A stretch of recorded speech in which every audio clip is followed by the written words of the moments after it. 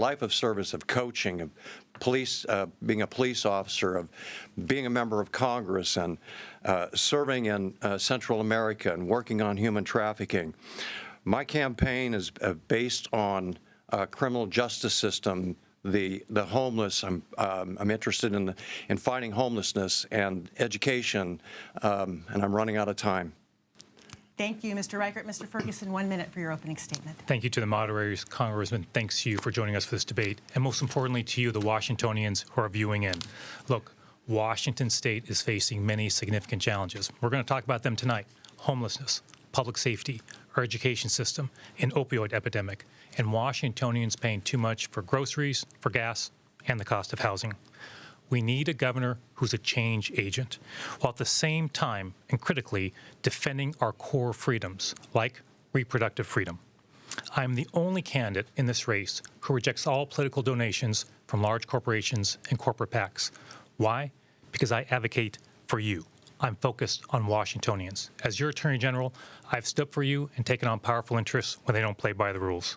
I'm the son of a public school teacher. I'm the son of a career Boeing employee. I know who I am.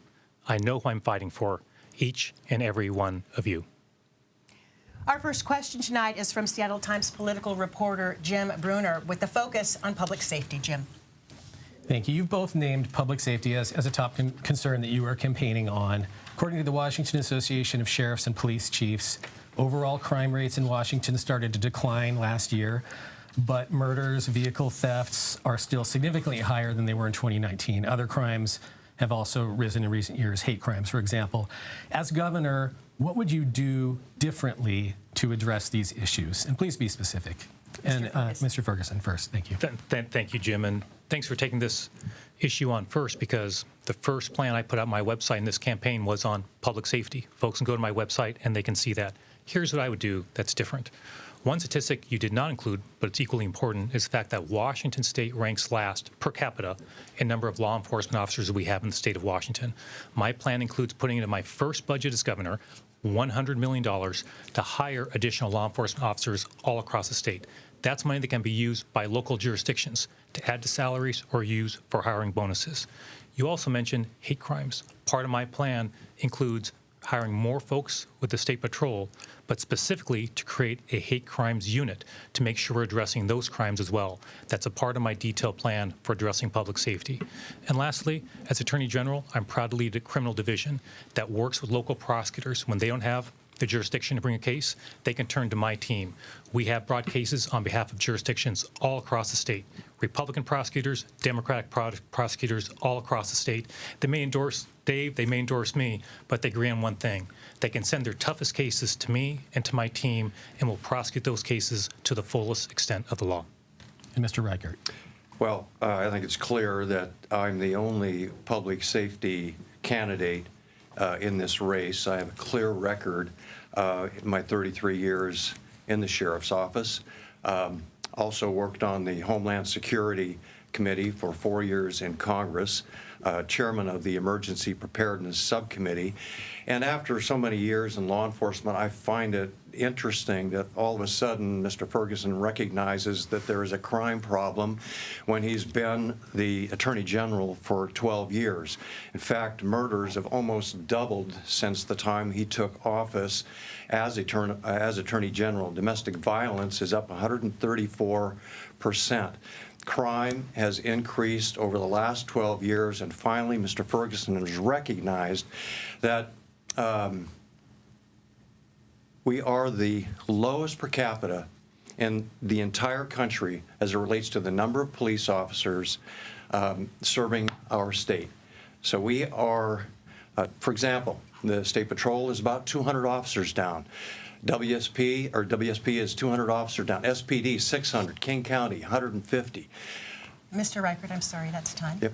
A follow-up here, Mr. Ferguson, as your opponent here has mentioned, Washington, you have been Attorney General for 12 years. Washington is ranked 51st among the states in the District of Columbia, I believe, in police per capita for all that time, according to the Association of Sheriffs and Police Chiefs. Where have you been on this issue? There were some bills in the legislature that I don't recall you expending any political capital on or publicly really supporting that would do what you're suggesting now, which is give localities money and help in hiring local police officers. Where have you been, and why should voters trust you to take up this issue now? Well, first, we did sign in support of legislation to do exactly that. Right, somebody from your office signed in, but you did not testify. If I can finish my answer. So I did that, number one. Number two, let's get one thing straight. Dave said, I'm the only public safety candidate. Dave, I'm sorry. I'm going to take no lectures from you about public safety when you are voting for and supporting a convicted felon for president, who, by the way, is also a convicted sexual abuser. In that race for president, I support a prosecutor. You support a convicted felon. So you have no standing. Say you are somehow the only public safety candidate. And let's be perfectly clear.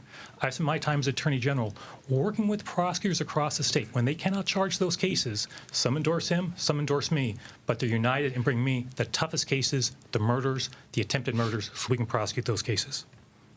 Mr. Reichert, you'd like to respond to that? Yes, sir. And candidates do pivot during a campaign. They bring up new issues. You bringing up some issues that you've talked about differently when you were in Congress. What's your response to Mr. Ferguson here? Well, first of all, I think I've worked at probably the most serious serial murder case in the country of this, in the history of this country. I think most people are aware of that. Secondly, I am the only public safety candidate in this race because I understand police officers. I was one. Just to address this is not a money issue as it relates to police departments and sheriff's offices across the state. This is an issue about trust for cops.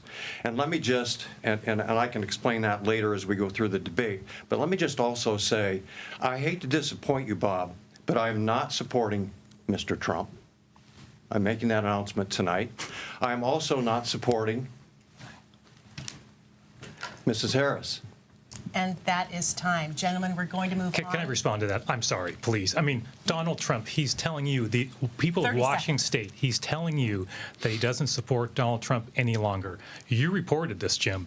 You spoke to a group of Republican Party activists, and you said you are supporting Donald Trump. Specifically, what you did That's was not you said, true. That is not true, Mr. Ferguson. I'll take my time back. His campaign is built on lies. Gentlemen, we're going to have to... So, Congressman, that may be You got okay. to tell the truth, Mr. Ferguson. We're I'm going to gonna interrupt you every time you lie. We're going to move on. I'm sorry. You've got to tell the Just truth. to be clear, I'm not going to let him interrupt me and lose my time. Every statement that you've made, every ad that you've had on TV, Gentlemen, has been I'm a going to lie. have to just reinforce the rules. You've agreed not to ask each other direct questions. We're going to ask you to not interrupt one another respectfully. I am going to give Mr. Ferguson 15 seconds and Mr. Reichert 15 seconds. Then we will move on to the next topic. Thank you. Mr. Ferguson. Dave, you may think interrupting people is okay back in Washington, D.C., where you served. It's not okay here. I will not let you do it. Number two, it's been reported in the Seattle Times when you were asked about Trump. You said, if I say I'm supporting Trump, I'll be in trouble politically. What's my head doing? And you were nodding, and your own supporters acknowledged that, as was reported in the Seattle Times. So the idea that you're going to come here thank you. Mr. Ferguson, you are obsessed with Donald Trump. I am not obsessed with Donald Trump. Please move off of Donald Trump and stop your obsession with Donald Trump. And if you can't stand the heat, get out of the kitchen. Gentlemen, with that, we are going to move on to the next topic. I'm sorry. It's going to be a long night if he keeps interrupting me and keeps trying to add more time. I'm just saying you need to enforce the rules. Hey, I took my time, Mr. Ferguson, and now you've added extra time. On behalf of our viewers who really want us to cover as many topics as possible, I appreciate that. So that they can decide how they're going to vote in the fall. He keeps interrupting me. I'm respecting your rules. I'm going to ask you. I'm going to ask you that you enforce them with Mr. Reichert. Not to interrupt me as the moderator. I am fine. I am going to move on to the next topic, yes, gentlemen, respectfully. We're going to turn to the homeless crisis and the housing in our state. According to the 2024 point-in-time count, more than 31,000 people are experiencing homelessness across Washington. How will you address the crisis? How do you plan to pay for it? Would you raise taxes? Mr. Reichert, you first, please. Well, first of all, this homeless crisis has also gotten worse under the lack of leadership of Mr. Ferguson's 12 years as Attorney General. The homeless crisis is really a drug and substance abuse crisis. It's also a mental illness crisis. Mr. Ferguson supported the legislation that legalized drugs on the streets of our cities across this state. He legalized drugs such as fentanyl, which is a poison, and people are dying from fentanyl. We are handing out kits called survival kits. The taxpayers are paying for these survival kits that contain a needle, a syringe, some aluminum foil, a pipe, and some Narcan. That's a survival kit. We're not helping the people on the street. And I would pay for this, pay for helping the homeless through the $1 billion that we somehow misplaced during the COVID monies. My time is up. Thank you, Mr. Ferguson. Please. A point of agreement. We agree that the issue of homelessness is complex. Mental health, chemical dependency, and affordability all play a key role in addressing this crisis. The difference here is we have very different ideas about how to address it.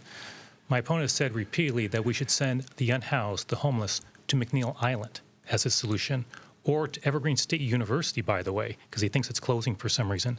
You've said those things over and over again. Those are not serious proposals to a serious situation. In contrast, we, in my office, as Attorney General, have taken on some of the most powerful corporations in the world who have fueled the opioid epidemic by not playing by the rules. What have we done by bringing those cases? Recovered more than $1 billion, and yes, that's with the B, $1 billion. And I've insisted in those agreements the money can only be used by the state and by local governments to invest in treatment and first responders, and they can only use those dollars to address the opioid epidemic. So there's a clear contrast in this race with someone who's getting the resources, getting money for treatment, getting money for first responders. I'm proud to be endorsed by the state firefighters who are on the front lines of dealing with these issues. And there's a clear contrast with my opponent who wants to send these individuals to McNeil Island where we keep our sexually violent predators. I'm going to follow up with another question about housing in our state. It is the most, one of the most, one I don't moment. get a chance You can to. spend 45 seconds on the rebuttal. Okay. Let me just get this question. You can use that time Appreciate as you choose. that. Thank you. Our state is one of the most expensive places to live in the country. As you both know, rents have soared. According to the Housing Affordability Index in May of this year, a median income household can afford to buy a median priced home in only 3 of Washington's 39 counties. What do you propose to do as governor to create the desperately needed more affordable housing? Mr. Reichert. Okay, so housing, there are so many things that interconnect with the cost, not just housing, but the cost of everything that we buy. And you've got to go back to crime. Crime ties into people who are living on the streets. So now we're talking about homelessness. Crime and homelessness, people living on the street, using drugs, sleeping, falling asleep, and or totally wasted, living in the doorways of our businesses. The businesses close, we lose jobs, the economy starts to suffer. The other issue here is taxes and regulation. So taxes, let's just talk about the gas tax, for example.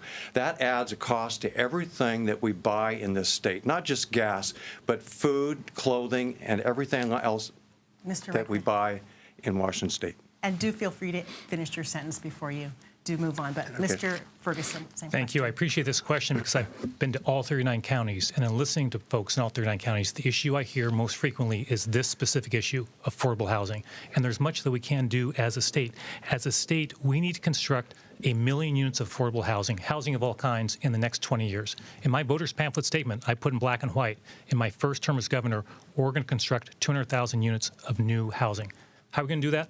Public-private partnerships. When I meet with business executives, they talk about the need for housing. They're ready to invest. When I met with a small business owner in Central Washington who runs a restaurant, he's had to scale back the hours of his restaurant because workers in that local community cannot afford housing. There's bipartisan solutions. We can come together as a state to address a real crisis. We're going to turn now to some of the initiatives on the ballot. Those questions coming from Mark Hanrahan from CREM 2. Mark. Thank you. Mr. Ferguson, this question goes to you first. This fall, voters will decide on the fate of 4 initiatives, including I-2117, which would repeal the state's Climate Commitment Act, which calls for having the state's largest polluters pay for carbon emissions. Are you going to vote for this initiative? And if not, what should the state's role be in fighting climate change? So I'll be voting no on the initiative. In other words, I'm opposed to repealing the Climate Commitment Act. And just want to elaborate that for a moment. This will be a critical issue facing our voters, and I believe that the Climate Commitment Act needs to be adjusted. For example, farmers are entitled to an exemption under the Climate Commitment Act. That hasn't happened yet.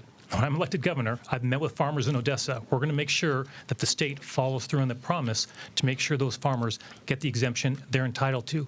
Something else I would change with the Climate Commitment Act. Look, that act helps fund a working families tax credit. That's helping out working families all across the state.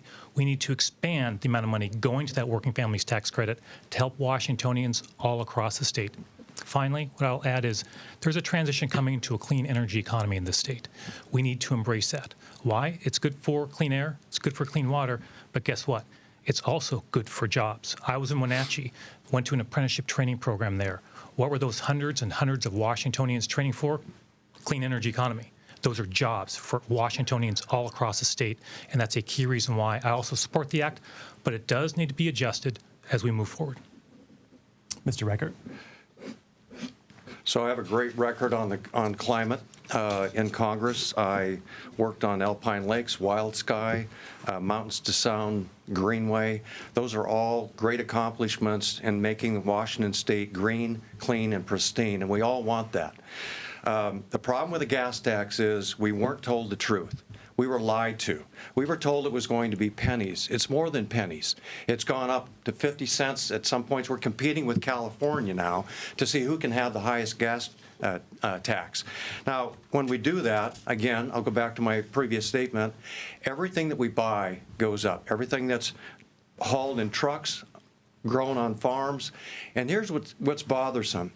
The voters did not have an opportunity to really voice their opinions in this case. So I say, let's vote yes, pay less, and then let's have a discussion with the members of our state legislature and find a way forward that's not placing the cost of green, clean energy efforts on the backs of hardworking Washingtonians. We'll stay on the same topic, and this question will go to you, Mr. Ferguson, first. Before the law took effect, Washingtonians were told the CCA's impact on gas prices would be minimal, maybe a few cents a gallon. In reality, it quickly led to higher prices, around 25 cents or so a gallon. Do you think the public was misled about the CCA's impact on gas prices? And would you take any steps to reduce gas prices and bring them back in line with states like Oregon? Yeah, it's time to move forward on what's going to happen moving forward. And I talked earlier about making sure, for example, farmers get that exemption they're entitled to make sure they're not paying too much in gas prices. We need to make sure we're holding gas corporations accountable when they're not playing by the rules. I do want to add, though, that my opponent denies that humans even contribute to climate change. And you can go to ReichertRevealed.com. So he's interrupting me again. Please you can go to ReichertRevealed.com and you can actually listen to his words. There's audio tape of all these things. You also said, Dave, I love Donald Trump's policies. Well, guess what? A lot of those policies eviscerated environmental laws, clean air, clean water. I know, Dave, because as Attorney General, I challenged those rulings in court and won time after time. Go to ReichertRevealed.com. You can actually listen to his voice saying all these things. And Mr. Reichert, the question centered around if you think Washingtonians were misled about the CCA's impact on gas prices, and what steps would you take, or would you take steps to reduce gas prices and bring them back in line with states like Oregon? Well, first of all, you vote yes on the initiative, and yes, we were misled. And yes, the farmers and the truck drivers were misled. They were told they were going to have an exemption when no language included at all in that bill that allowed for an exemption. They've had to now sue the state of Washington to try and get that exemption. And as far as the Donald Trump policy, yes, I agree with some of Donald Trump's policies, and that is, guess what? Lower taxes, hard and tough on crime. Let's hold people accountable and responsible to the laws of Washington State. Let's stop blaming victims and excusing criminals. Yes, I agree with lower taxes. Yes, I agree with tough on crime. Yes, I agree with tougher on the borders and border security. We're allowing terrorists into our country. Mr. Reichert, that's time. Thank you. Our next question comes from Gloria Ibanez, editor of El Sol de Yakima. We have her questions, as you know, on videotape. This first question is focused on farm worker protections. Washington has a multi-billion-dollar agriculture industry, and farm workers are vital to our state fruit harvest. A recent law gives these workers overtime, though farmers and growers want the state to roll that back. Would you recommend changes to new farm worker overtime rules and worker protections? Mr. Reichert? Yeah, I agree that workers need to be paid fairly, and meeting with ranchers and farmers across the state, they have exactly the same feeling. They want to pay their workers fairly, and they want to treat them fairly. They want to create a great work environment. They are interested in negotiating. Obviously, I think the last attempt at negotiating with workers in the state of Washington was to raise the weekly work hours to 50 hours and pay overtime for everything over 50 hours. And the reason for that is they have crops that need to be harvested in a certain amount of time. So I would look forward to working with the workers and the farmers together to find some agreement, some compromise, and base our decision on how we move forward with a fair treatment of workers on facts, and bringing people together to talk about and work through these issues to find the final solution. Mr. Ferguson? So I agree with Dave. Greater resources for farm workers, greater pay for farm workers, something I agree with. There's a difference here in this race, though, and that is that I've been specifically advocating for farm workers in my time as Attorney General. I'm proud to be endorsed by the National United Farm Workers. So, for example, when farm workers were mistreated here in Washington State, they turned to me and my team. We worked together to bring litigation against companies that mistreated them, sometimes in very stark and inhumane ways. We didn't just prosecute those cases successfully. We won millions of dollars. What to do with those millions of dollars? Put those dollars back in the pockets of farm workers.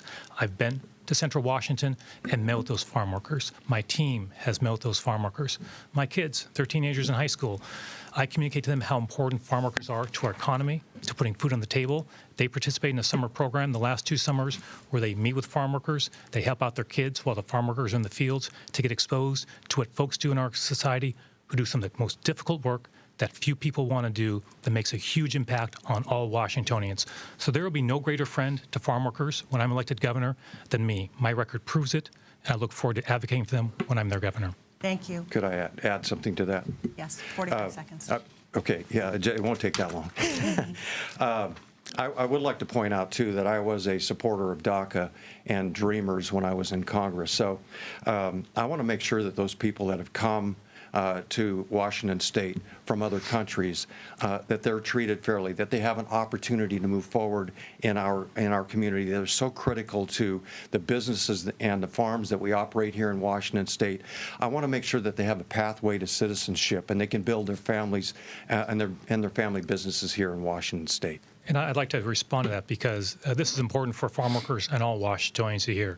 Dave, you said your line about Donald Trump, that I quote you saying, I love Donald Trump's policies. You tried to correct me and say, no, I said I like some of them. No, you're That's incorrect. Folks can go to that website, Record Revealed. There is audio of you, Dave, saying, I love Donald Trump's policies.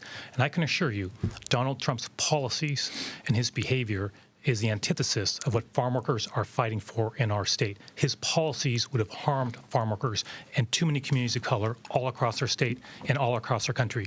I know this, Congressman, because I fought against Donald Trump. I beat him in court over 50 times to protect our environment, to protect our rights, and defend our freedoms. You, sir, said, I love Donald Trump's policies. Mr. Our stark Ferguson. difference could not be more. 15 seconds. 15 seconds. Bob, that's not true. I do agree with some of Mr. Trump's policies. I've explained those agreements. You're not being truthful. Please be truthful. And you're obsessed with Donald Trump. I've moved past that. I'm focused on the problems here in Washington State. Thank you both. We are going to move on to reproductive health now in Washington State. After the Supreme Court struck down, we're going to talk about budget first. We will come back to that topic. No problem. Jim.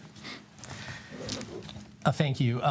Washington's last government tax revenue forecast was down $500 million from previous estimates. It's not a crisis for state government yet, but this next governor could face financial pressures, balancing the services that Washingtonians expect, and both of you, in some cases, proposed even new programs, and balancing that with what's actually coming in. How would you keep the state on a strong financial footing? Do you think there are any new taxes the state should consider? Some in the Democratic Party want a wealth tax on the very wealthy, for example. Or would you look to cut spending And in your answers, please be specific on a tax or a program. If you want to cut something, tell me what it is. If you're considering a tax, tell me what that is. Tell our viewers what that is. And Mr. Ferguson first.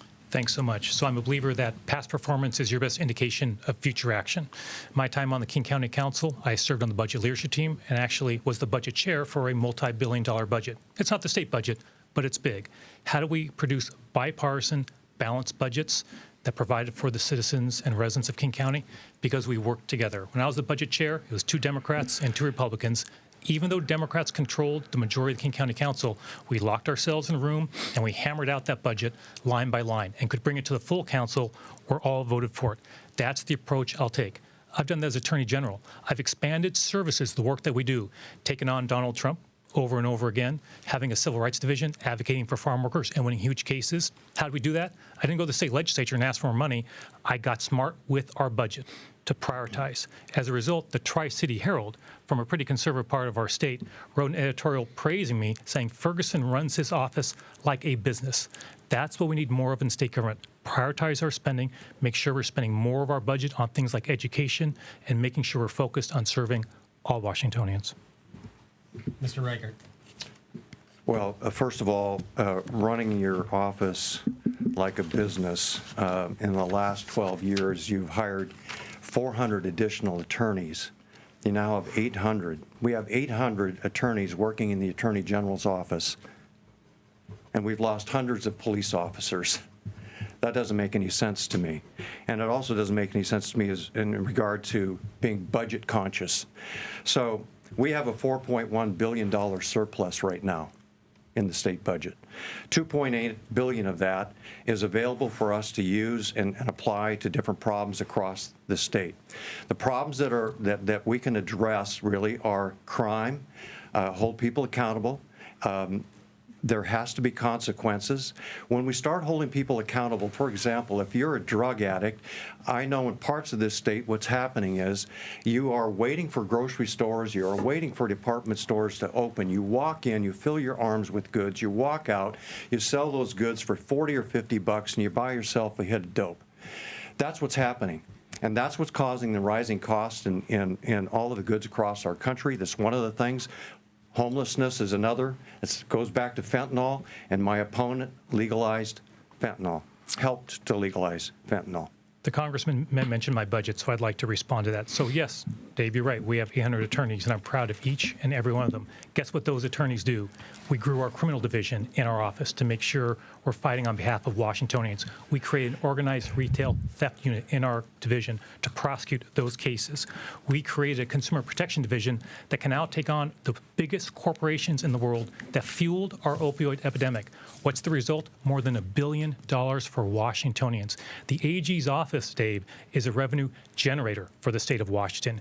We return hundreds of million dollars in case settlements. We return millions of dollars to Washingtonians. The total is literally in the billions of debt relief and dollars back in the pockets of Washingtonians. That's how you run a budget. That's how you run an office. Okay, look, you hire 800 attorneys and you create a task force that does nothing. In 2 years, you make 2 shoplifting arrests. The State Patrol doesn't even have enough people to have an auto theft unit, and we're losing 100 cars a day in King County, Pierce County, and Snohomish County. I just talked to the state troopers yesterday. They don't have an auto theft unit, Bob, but you're using your money to hire attorneys to sue people. And that money is not being used to stop crime on the streets of Seattle, because we all know the crime has increased over the past 12 years. Murders have increased by 50%. Domestic violence up 134%. We could go on. About every 5 minutes there's a crime committed here against a person in Washington State. I want to follow up quickly. Mr. Reichert, I didn't really hear an answer from either of you looking forward on the state budget, but there are going to be times, perhaps, if you're governor, where your desire to keep taxes low. You even said you would cut property taxes, might conflict with some of the demands that are out there for services. There are people out there now in school districts around the state looking at closing schools. They're saying that we need to revisit the funding formula and how the state sends dollars to school districts. If it comes down to it, would you consider a new revenue source, or are you just an absolute hardliner on no No, taxes? I think that's one of the things that differentiates Mr. Ferguson and I, and that is I'm going to veto any new tax law that comes to my desk when I'm the governor. That needs to happen. We've been taxed to the hilt. I hear that in every part of the state that I go to. And when you start looking at the programs that we want to fund, we have the money within our budget. One of the problems is that money is being misspent and on programs that just don't work. And we're going to find out which programs work, which ones don't. We're going to shift monies, and we are going to create those private-public partnerships here in Washington State. So, for example, one of the major organizations here, companies in Washington State, spent $780 million on homelessness and That's told me time. total waste of money. So sorry. So I'm happy to answer that question more Go ahead, Mr. directly. Ferguson. So my apologies for not getting it to an earlier. So I think an earlier question went to the Climate Commitment Act. I support that. I was clear about that. And also, importantly, he opposed it. What does that mean? That means cuts to our budget on transportation, cuts to our budget on ferries. He also opposes the capital gains tax, something that a very small number of Washingtonians pay, a couple thousand, but brings in hundreds of millions of dollars for early learning and for childcare. I support that. I think those are the right kind of investments. And by the way, Dave, it's entertaining to listen to you talk about budgets, because when you served in Congress for 14 years, you guys couldn't balance a budget. You drove up deficits year after year after year during your time in Congress. Heck, when you were a sheriff, you overspent your budget in the sheriff's office in King County. We are going to move on now to our next topic, reproductive health here in Washington State. After the Supreme Court struck down Roe v. Wade, a study from UW-Medicine showed a 50% increase in out-of-state patients seeking abortions and an average one-week delay for all patients seeking services, which can negatively impact a pregnant person's health. What will you do as governor to respond to the increased demand for services? Mr. Reichert. Well, first of all, I want to make it clear that when I'm governor, I will support and protect the abortion laws that currently exist in Washington State. This is a question that's been asked and answered since 1970. That's when the first law was implemented. As a patrol officer in Federal Way, my job back in the mid-1970s was to keep an abortion clinic open when protesters tried to close the sidewalks and the driveways. I will do the same as governor. I will protect those laws and work with our members of the House and the state legislature to Senate to protect access to abortions. The question was, what will you do as governor to respond to the increased demand for services and the one-week delay that women are now experiencing because of the influx of out-of-state patients? Will you answer this question, Mr. Ferguson? Yes. Yes, of course. The same question. Yes. So, of course, we'll be making sure we make investments as a state to make sure that all women, whether coming from out of state or within state, are able to access the full range of reproductive freedom, which, again, is a critical difference in this case.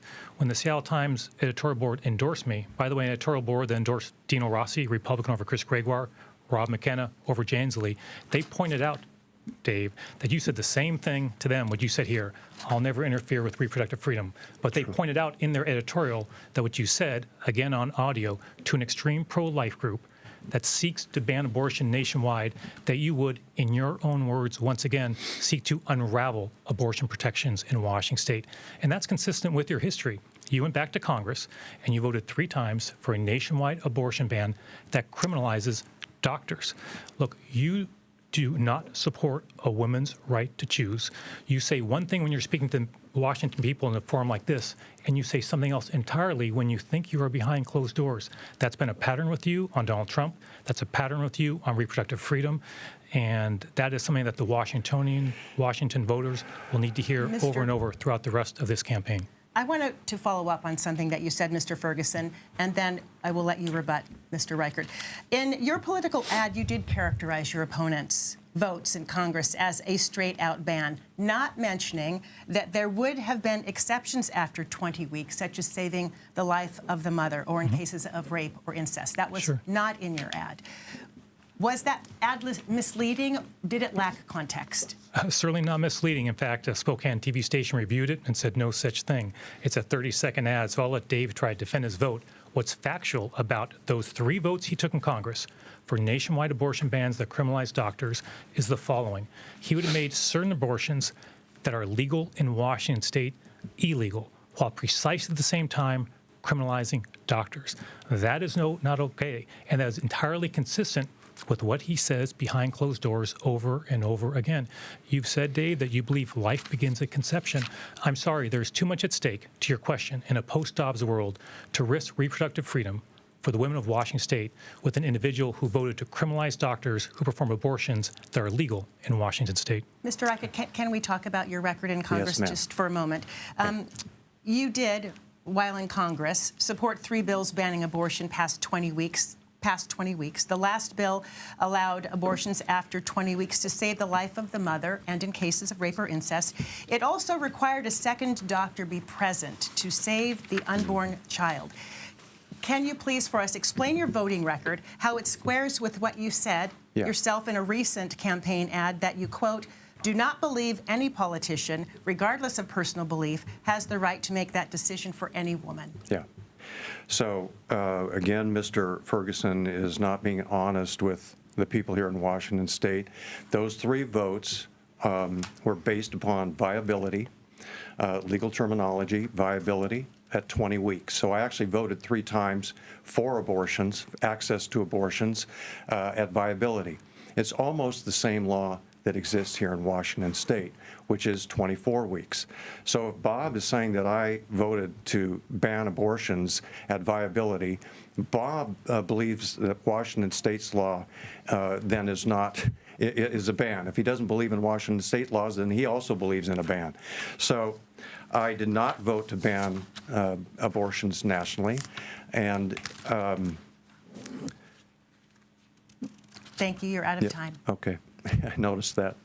We're going to move on to the topic of transportation. Mark. Yes, thank you. This question initially goes to Mr. Ferguson. Providing efficient transportation is an important role of state government, but people in eastern Washington often feel left out. The North Spokane Corridor, which has been in the works for more than 20 years, is one such example. Governor Inslee recently tried to cut funding for it. How would you work to make sure both sides of the state have top-notch roads and transportation routes?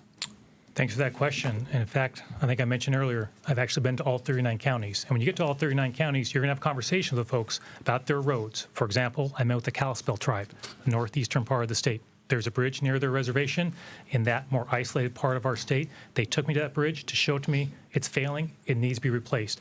I've had exactly those kinds of conversations all across the state. We need to continue investing in our transportation and our infrastructure. How do we do it, to your question? In the way I talked about before, I believe in bipartisan solutions, especially when, on an issue like this, communities across the state are suffering from a lack of resources for exactly this purpose. So look, we have to have a governor who's got a track record of balancing budgets that are bipartisan, as opposed to an individual who drives up deficits when he's back in Congress and overspends his sheriff's budget. So that'll be a focus of mine. This is important for our economy. This is important for jobs. And as governor, we're going to make that happen. Mr. Reichert. Well, Mr. Ferguson should have an opportunity to visit all 39 counties. He's been the Attorney General for 12 years. I've been campaigning for about 12 months or more. The problem is that we have totally ignored our road systems here in Washington state. We're just now getting around to repairing some of the bridges and roadways here in Washington. When you ignore systems like the ferry system, when you ignore systems like our freeways, highways, and bridges, they become deteriorated. And I think what's happened is there's not been an effort to prioritize the major projects that we need to accomplish here in Washington state. So one of the first things we need to do is to look at the systems across the state. What are our priorities? What do we need to fix first? We have the money to do this. We just need to reprioritize and reshift our resources. All right, thank you. And a quick follow-up. If elected governor, Mr. Ferguson, what would you prioritize, and please use specifics if you can, in terms of transportation projects in Washington? Well, we're going to make sure we have a balanced approach across the state. Eastern Washington, and Western Washington. And so for me, it's prioritizing getting out, listening to people, talking to both Democrats and Republicans in the state legislature to make sure we're putting together a package that meets the needs of all Washingtonians. And also add, Dave, it's not getting to all 39 counties in my time as Attorney General. I've been to all 39 counties in my campaign for this office specifically. I'm back going around a second time to all 39 counties. Why? I launched my campaign in Spokane. Then we went to Central Washington. Only then did I come to Western Washington. So this campaign, getting out here and directly from Washingtonians on exactly these kind of issues, that's what I've been doing. Mr. Reichert, the question was, what projects would you prioritize in terms of transportation projects in the state? Yeah, I think one of the first things that I would do is prioritize the ferry system. It's totally inoperable. Again, it's another part of our transportation system that's been totally ignored. And what we should do is look at hybrid ferry system, diesel that can be transferred to electric at a later date if we so choose to do that. We've got to get passenger-only ferries on board and operating as quickly as possible. We have private boat operators that are transporting people in between the islands. That's not a safe situation. That's a lifeline for the people who live in the island. So the ferry system, I think, should be one of the major priorities. Thank you. We are now going to move to a question from Gloria Ibanez from El Sol de Yakima. This is a question about Indigenous boarding schools. A recent federal report on Indigenous boarding schools raised attention on the 17 that operate in Washington state.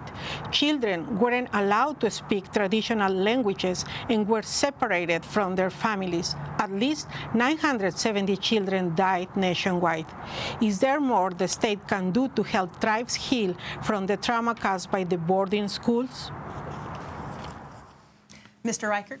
Absolutely. I would look forward to working with the tribes and making those safe places for our children and the families of our Indigenous community members. Mr. Ferguson? Great. Not sorry, I have a minute 15 for this. Great. Okay, just want to make sure. Thank you so much for that question. I don't just look forward to meeting with tribes about this. I've been doing it.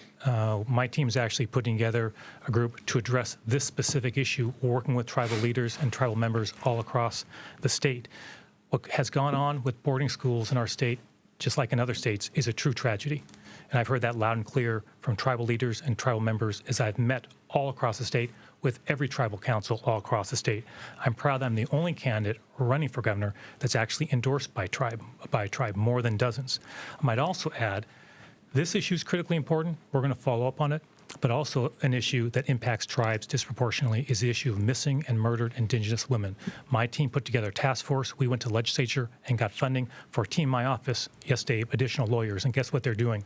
They're standing up for tribes, bringing cases, bringing accountability, and solving cold cases of missing and murdered Indigenous women all across the state. That's what leadership looks like, right? Is reaching out, communicating with those folks. And sometimes, yes, you need additional resources to bring justice to survivors and bring accountability for folks who violate the law. We're going to move to the topic now of gun control in Washington. Jim? The Washington legislature recently passed an assault weapon ban. Mr. Ferguson, you supported that and I think promoted it for many years. The state has enacted a raft of gun control, gun safety laws in recent years. Advocates for further gun safety restrictions point to the ongoing rash of shootings that seem to greet us in the news every day, and they're still looking for perhaps more restrictions, perhaps even on existing assault weapons, things like that. At the same time, people who value the Second Amendment and some of the gun stores that are operating under the current restrictions say it's just going to drive them out of business. I'll start with you, Mr. Ferguson. Should the state go further, are there any other restrictions that you're looking at with licensing or tracking of guns in the state? I think we're always keeping an open mind, but I think it's important to start from a place of, I'm someone who supports the Second Amendment. But just like I can't yell fire in this place right now when there's not a fire, even though I have a First Amendment speech, there are restrictions on all of our constitutional rights, including the Second Amendment. So I believe in responsible limitations. That's why I need to support the ban on the sale of assault weapons and the ban on the sale of high-capacity magazines. As Attorney General, I led on that issue. I proposed that as agency request legislation. I don't have to do that, but I felt this issue was so important. I fought for it. I advocated for years and got it across the finish line without a single Republican legislature voting for it. My opponent opposes the ban on the sale of assault weapons. My opponent opposes the ban on the sale of high-capacity magazines. My opponent even opposes universal background checks, supported by more than 60% of Washingtonians. This is an issue that's close to my heart. We need to make sure that we're protecting Washingtonians, kids in schools. We just saw another recent tragedy that's become all too common. After the Mukilteo shooting several years ago here in Washington State, I met with family members impacted by that senseless tragedy. And that, frankly, is what moved me, Jim, to become a leader in this issue and advocate it so that never happens again in Washington State. Mr. Reichert, do you feel comfortable where the state is? Do you think any of the restrictions go too far? Would you propose any new ones? Well, what I would like to do is focus on gun crime. And I have a record of doing that. When I was the sheriff, we put together a group of people. The first time in history, I would say, that we brought ceasefire and the NRA to the same conference table to discuss gun crime. So we came up with the King County Firearms Coalition, which was very successful in reducing gun crime and gang violence. That was actually moved to the Safe Cities Initiative, which was a Clinton Gore initiative. We were one of the 10 safe cities recognized across the country. We're the only county sheriff's office that was recognized as reducing gun crime. And again, that's an example of bringing people together, looking at the problem, looking at facts, finding solutions, and actually having results. It was later changed to Project Safe Neighborhoods, which was a Bush-Cheney initiative. I would look forward to implementing programs similar to Safe Cities, similar to Project Safe Neighborhoods, and bringing people together to address the issue of gun crime. Again, you have to hold people accountable and responsible, those people that are committing crimes with guns. We have 45 seconds each for one more question from Mark. Yeah, staying on the same topic, we'll start with you, Mr. Ferguson. According to the CDC, firearms have now overtaken car crashes as the leading cause of death for children 18 and younger. What can we do to reduce that number while still respecting the Second Amendment? Yeah, I think one more thing I would add to my leadership on this issue now for many, many years on one of the more challenging issues facing our state and not being afraid to lead on that in contrast to my opponent. But one thing I hear when I talk, to example, for teachers and educators all across our state who are worried about what's going on in the classroom, when I ask them what they see, what I hear as a response over and over is mental health issues, mental health issues, and mental health issues. They see a real need for more mental health counselors in the classrooms, in the schools, to help kids who are suffering from mental health issues, but also to improve the learning environment for all kids in the classroom. So as Attorney General, that is an issue that I've led on, and as a governor would be a priority in my budgets as well. Mr. Reichert, how do we bring that number down? Well, first of all, we've got to ask the question, how did we get here? And we're not holding people accountable and responsible. Hiring 800 attorneys is not the way to go about solving juvenile crime. Most juvenile crime is committed by 13 and 15-year-olds. Our teachers don't even feel safe in their classrooms. So we have got to, well, one of the things we need to do is make sure that our youth centers, our detention centers, are actually used for detaining juveniles and not adults. We've moved adults from the prisons into our youth centers. The adults should be moved back to our prisons, make space for our young people who are committing crimes so we can help them get the help that they need. And I agree with the issue on mental health. We have 2 minutes now for closing statements for each of you. We will start with you, Mr. Reichert. I appreciate the opportunity to be here tonight. I think, as most people can probably tell, I am not a debate expert. I am a man who grew up in the Renton Highlands. Again, 9 people in an 800-square-foot home. I grew up in a home of domestic violence. I lived in my car, checked on my brothers and sisters, and went into the Air Force, joined the sheriff's office, was fortunate and blessed enough to be a member of Congress, and I find myself in this position today, coming from that humble place in the Renton Highlands, being a candidate to be your governor. I have shown as the sheriff and as a member of Congress that I can lead, make decisions, tough decisions, in some cases, life and death decisions. I have the experience through all of, and blessed with the career that I've had, to have the experience that has brought us to this moment today, where we're facing some of the most major issues that we faced in this state in our history. And number one is crime. Crime has gone through the roof under the leadership, and he talks about leadership, under the leadership of Mr. Ferguson, under the leadership of his good friend and governor, Mr. Inslee. Homelessness has gone through the roof. Mr. Ferguson encouraged the legislature to legalize fentanyl, to legalize other drugs on the streets. Costs have gone up here in Washington State, and we talk about a responsible budget maker to my right, when we are paying more and more and more each day and being taxed more and more each day. Mr. Ferguson. Thank you to the Washingtonians tuning in to this conversation. And you've seen a real contrast in our respective visions for the future of the state of Washington. Reproductive freedom. You heard tonight, he went back to Congress and voted 3 times for nationwide abortion bans that criminalize doctors. He said to an extreme pro-life group that he would seek to unravel, his word, abortion protections here in Washington State. I'm endorsed by Planned Parenthood. I'm proud of that. I will defend your reproductive freedom. He went back to Congress and voted dozens of times to repeal and gut the Affordable Care Act, stripping away protections for those of you with pre-existing conditions. In contrast, I fought to defend the Affordable Care Act in court. You've heard about him and Donald Trump. He says, I love Donald Trump's policies. He even bragged to a group that he has a signed MAGA hat at his home. I can assure you we don't need a signed MAGA hat in the governor's mansion. What we need is someone who's a change agent, who will change the status quo. Look, I got my start in politics by challenging a 20-year incumbent from my own party, took on that incumbent, and I won. As an attorney general, I've taken on presidents of both political parties, standing up for workers in the Tri-Cities, standing up for clean air and clean water, and standing up for your rights. That's what we need as a governor. My priorities are public safety. When I'm governor, we'll hire more police officers. We'll make sure you're paying less for gas and groceries and for housing. We'll improve our education system, our workforce training, and apprenticeships. My family's been in the state for 5 generations. I'm looking forward to watching this debate later on with my kids and family. But this election is not about my family.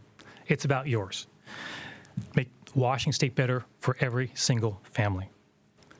At the end of the day, as governor, I'll protect your rights, I'll defend your freedoms, I'll change the status quo, and I ask for your vote for governor of Washington State. Thank you very much. And thank you, Mr. Ferguson. Thank you, Mr. Reichert. Our thanks to the panel, Mark Hanrahan and Jim Bruner and Gloria Ibanez from El Sol de Yakima.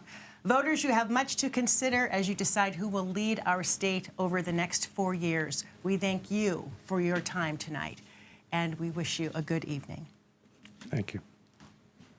Thank you, Bob.